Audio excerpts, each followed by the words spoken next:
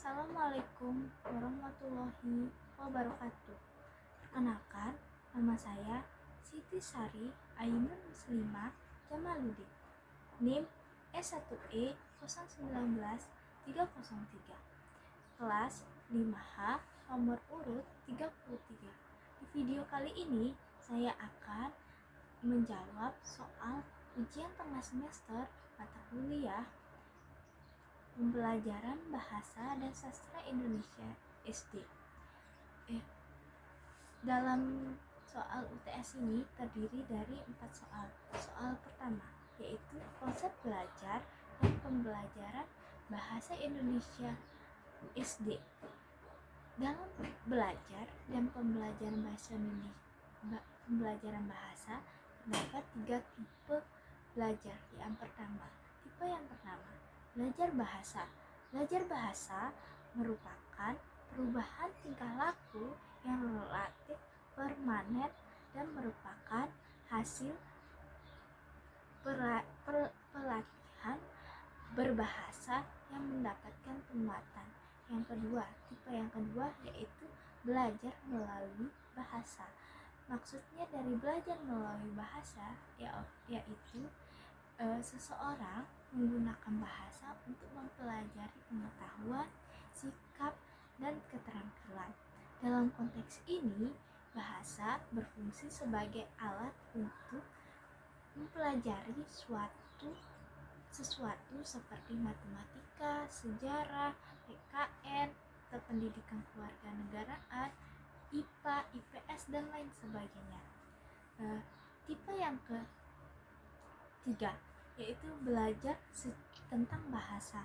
Maksud dari belajar tentang bahasa ini adalah seseorang mempelajari bahasa untuk mengetahui segala hal yang terdapat pada suatu bahasa seperti sejarah, sistem bahasa, kaidah berbahasa, dan produk bahasa. Produk bahasa itu contohnya seperti sastra.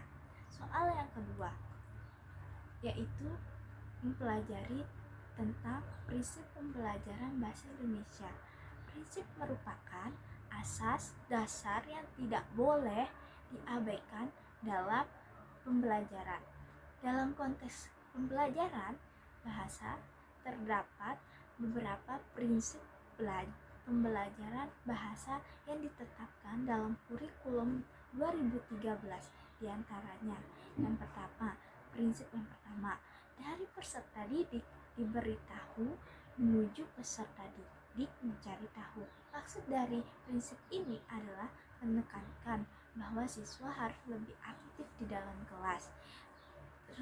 Bukan guru saja yang memberikan atau menekankan penjelasan tentang materi dengan metode ceramah, dan guru tidak boleh menguasai kelas, karena dalam prinsip ini siswa yang disuruh lebih aktif dari guru di kelas.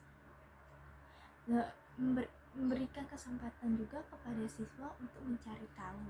Tugas guru hanya memberi kunci-kunci utama, kemudian siswa sendiri yang mengembangkan sesuatu dengan pembelajaran.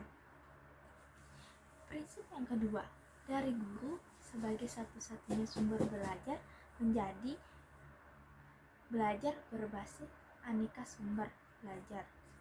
Maksud dari prinsip ini adalah ketika belajar bahasa, tidak hanya guru yang menjelaskan sesuatu dengan jelas, akan tetapi lebih kepada kegiatan dan keterampilan guru untuk memanfaatkan berbagai sumber sehingga memfasilitasi siswa untuk dapat mengakses, memahami baik secara dibimbing maupun secara mandiri atau individu.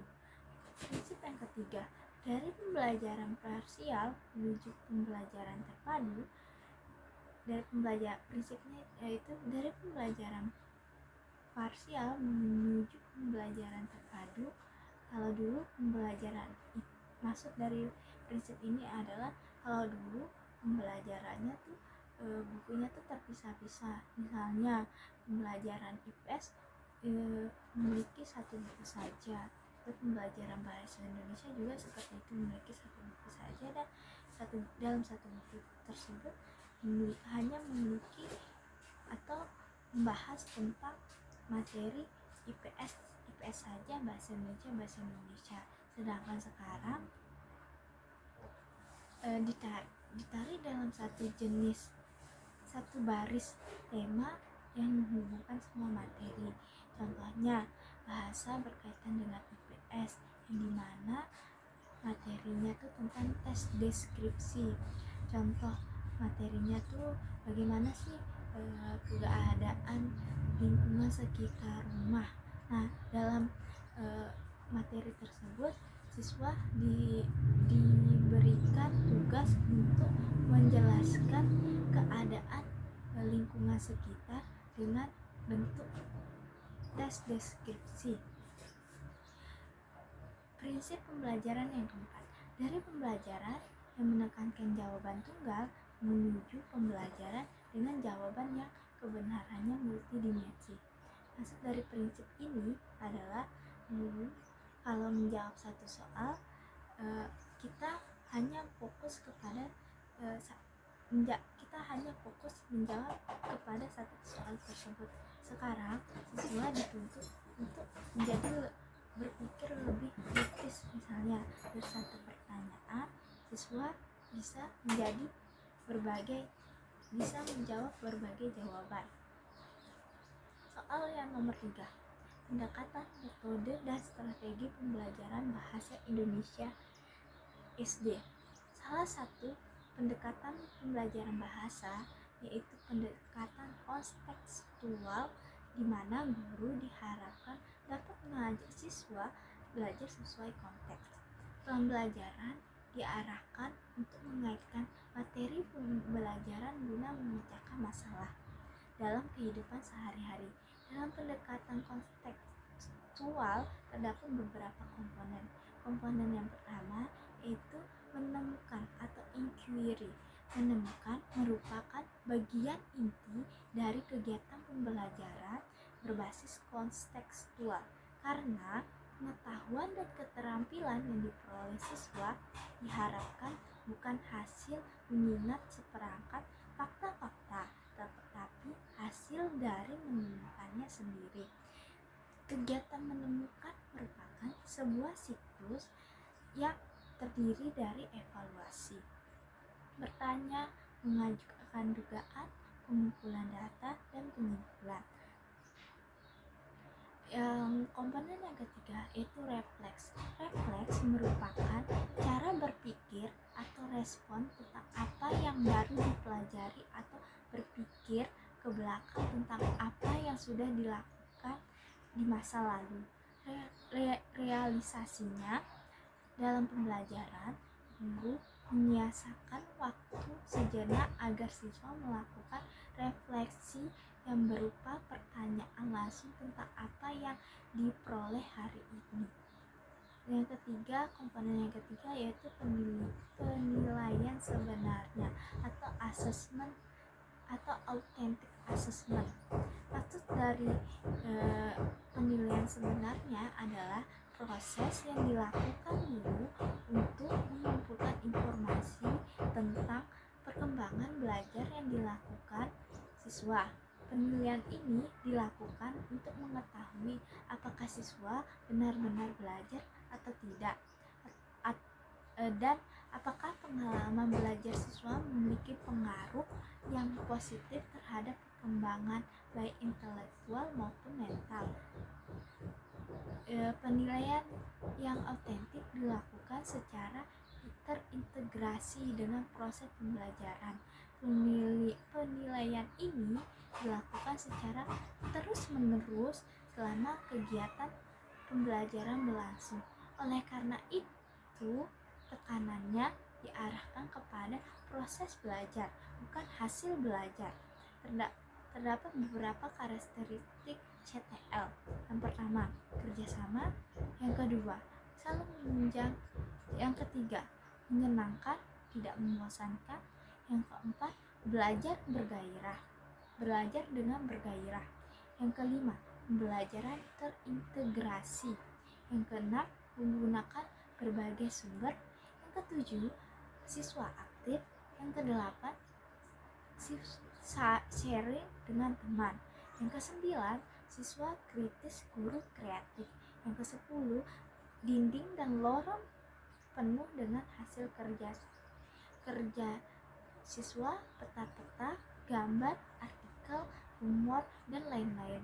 Yang ke-11, laporan kepada orang tua bukan hanya rapor tetapi hasil karya siswa, laporan hasil praktikum, karangan siswa, dan lain-lain.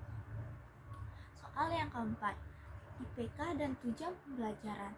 Dalam perencanaan pembelajaran, indikator pencapaian kompetensi dan tujuan pembelajaran merupakan komponen penting. Keduanya merupakan perincian dari kompetensi dasar atau KD sebagai tujuan utama pembelajaran setiap jenjang kelas di SD. Di sini kita disuruh jawab pertanyaan tentang pemahaman yang terkait kepada IPK tujuan pembelajaran. Yang pertama, dalam tabel KO atau kata kerja operasional, kelompok mana yang termasuk low order thinking skill atau LOS dan high order thinking skill atau HOTS? Sebelum saya menjawab yang mana termasuk low dan host, saya akan menjelaskan pengertian low dan host terlebih dahulu. Low order thinking skill atau LOS adalah kemampuan berpikir tingkat rendah. Yang dimaksud tingkat rendah di sini yaitu kemampuan yang masih mengandalkan ingatan otak. Sementara high order thinking skill atau HOTS adalah kemampuan berpikir tingkat tinggi. Yang dimaksud tingkat tinggi yaitu tinggi adalah kemampuan otak untuk berpikir secara kritis. Berdasarkan taksonomi Bloom, low order thinking skill atau LOS menepati tingkat piramida terbawah, yaitu mengetahui, memahami, dan mengaplikasikan, atau sering kita sebut dengan C1, C2, dan C3. Sementara HOTS berada di tingkat piramida paling atas, yaitu analisis, sintesis, evaluasi, atau sering kita sebut dengan C4, C5, dan C6. Pertanyaan yang kedua, dalam penulisan tujuan pembelajaran yang baik terdapat komponen A, B, C, dan D. A itu audiens. Audiens itu contohnya seperti siswa. B itu behavior. Behavior itu perilaku yang dilakukan dengan berupa kata kerja operasional atau KKO atau sering disebut dengan KKO. Pada behaviors, yang tujuan pembelajaran harus menggunakan kata kerja operasional yang bisa diukur karena tujuan khusus akan menjadi patokan ketika melakukan evaluasi. Contohnya, di tujuan pembelajaran itu perintahnya disuruh menyebutkan ciri-ciri hewan. Terus setelah dievaluasi perintahnya itu, siswa dapat menyebutkan ciri-ciri hewan. Menyebutkan ciri-ciri hewan termasuk ke dalam behaviors. Contoh behaviors yang lain yaitu menjelaskan dan mempraktekkan. Yang bagian C itu condition. Kondisi dalam pembelajaran atau sesuatu yang secara khusus diberikan atau tidak diberikan ketika siswa menampilkan perilaku. Contohnya, kalimatnya itu diberikan rumus, siswa dapat menghitung jumlah kuadrat 10 buah ekor. diberikan rumus itu adalah conditionnya. Siswa adalah audiensnya, dapat menghitung jumlah kuadrat 52 ekor adalah behaviorsnya, dan tidak ada aturan untuk menghitung komponen A, B, C, D. C tidak harus ditaruh di depan kalimat atau di awal kalimat. C bisa juga ditaruh di mana saja asalkan disesuaikan dengan kalimat atau tujuan evaluasi pembelajarannya. Yang terakhir ada D, degree. Degree itu derajat keberhasilan atau mendeskripsikan perilaku apa atau yang bagaimana dapat diterima setelah siswa mencapai tujuan. Contohnya, siswa dapat mengetik sekurang-kurangnya 80 kata per menit tanpa salah. Degree dari kalimat ini adalah 80 kata per menit tanpa salah.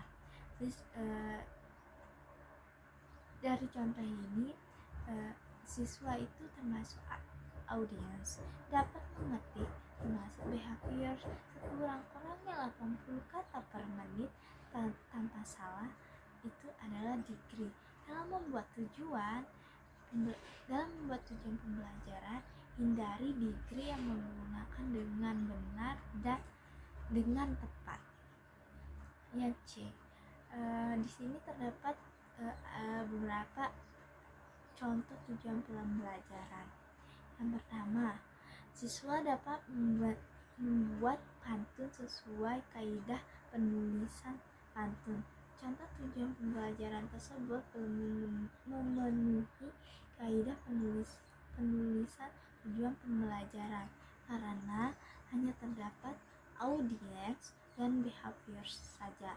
Untuk condition dan degree-nya belum ada.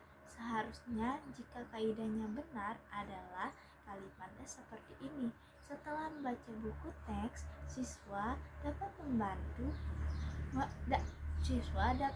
membuat pantun sesuai kaidah penulisan pantun dengan baik dan benar. Setelah membaca buku teks, itu adalah conditionnya. Siswa adalah audiensnya, dapat membuat pantun sesuai kaidah penulisan pantun adalah behaviorsnya, dengan baik dan benar adalah D-nya. Itu termasuk kaidah atau tujuan pembelajaran yang efektif atau yang benar. Contoh yang kedua yaitu melalui kegiatan pengamatan, siswa dapat mempraktikkan kegiatan membaca puisi karya pribadi. Dalam contoh yang kedua, tujuan pembelajaran tersebut juga belum memenuhi syarat penulisan tujuan pembelajaran yang tepat karena tidak terdapat degree. Sebagai tujuan tercapainya tujuan pembelajaran tersebut, jika penulisan tujuan pembelajaran tepat akan berbunyi melalui kegiatan pengamatan, siswa dapat mempraktikkan kegiatan puisi karya pribadi dengan baik dan benar. Melalui kegiatan pengamatan termasuk condition, siswa termasuk audiens dapat mempraktikkan kegiatan membaca puisi karya pribadi termasuk behavior dengan baik dan benar termasuk degree. Sekian dari saya. Assalamualaikum warahmatullahi wabarakatuh.